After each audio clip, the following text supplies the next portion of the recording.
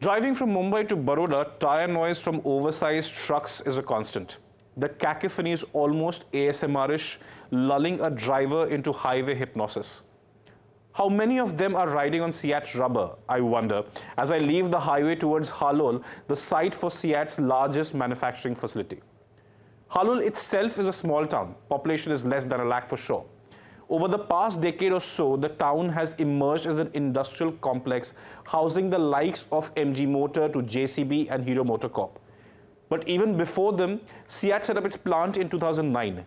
Today, it's the company's largest tire manufacturing facility and the second largest across the industry in India. But how did it get here?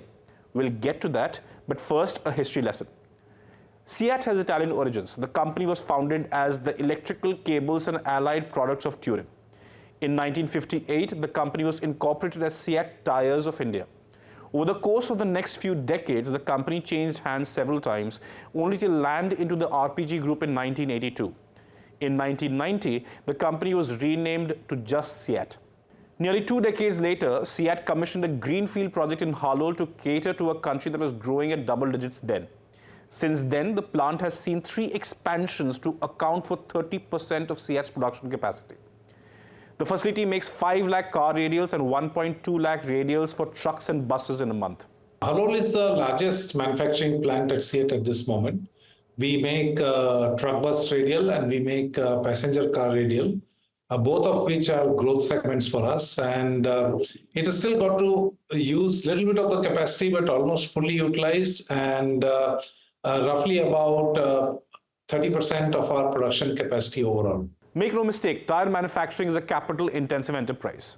At the Halol facility, Ceat invests about 9 to 10 crore rupees for every metric ton of tire produced.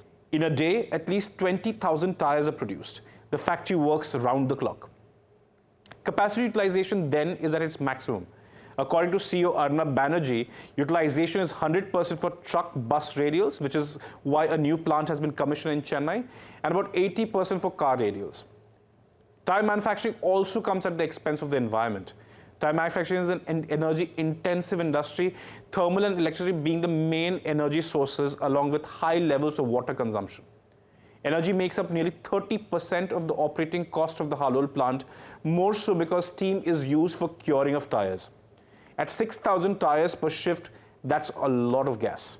But things are changing, more so since Ceat became the first Indian tire maker to receive the Lighthouse designation from the World Economic Forum in 2023.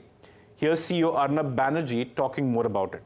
We got attracted to this whole idea of certification, because it's a milestone and it helps us improve our business processes for better stakeholder management. So our efficiencies, our profitability, our productivity, our time to customer, everything, various parameters which are important for gaining market share and improving profitability gets impacted at a plant level. For example, energy consumption goes down, wastages in terms of scrap goes down significantly, air consumption goes down, steam consumption goes down. So there are multiple benefits that we saw. And we could also identify problems which we could not see earlier. So there were new problems which we could identify and solve.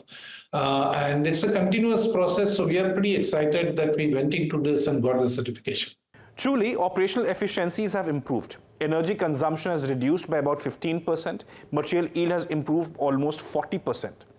In all, the Lighthouse certification has reduced operational costs by about 25% in the first year itself.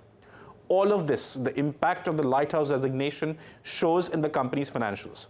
In FY24, Ceat improved its margins by 533 basis points to 14.01%, even as sales grew 5.6% to 11,765 crore rupees.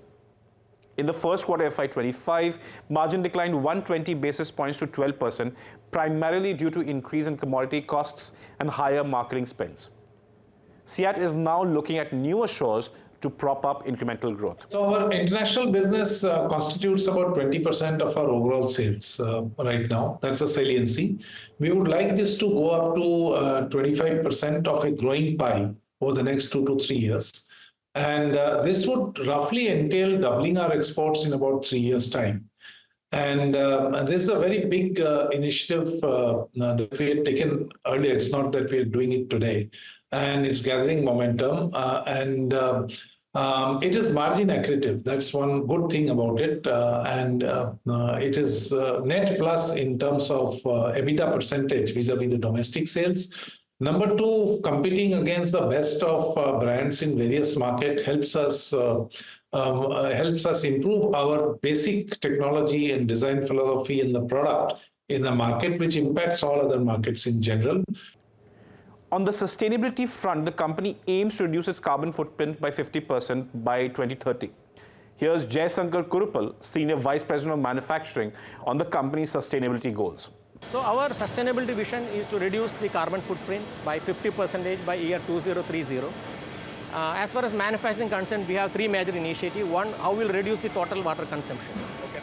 The second is our efforts has been on reducing the overall power consumption or energy consumption. It can be power and steam. Plus, how we'll increase the usage of renewable energy. So today, 35 to 40% of total energy is coming from renewable sources. Wind, solar, somewhere it is hybrid model.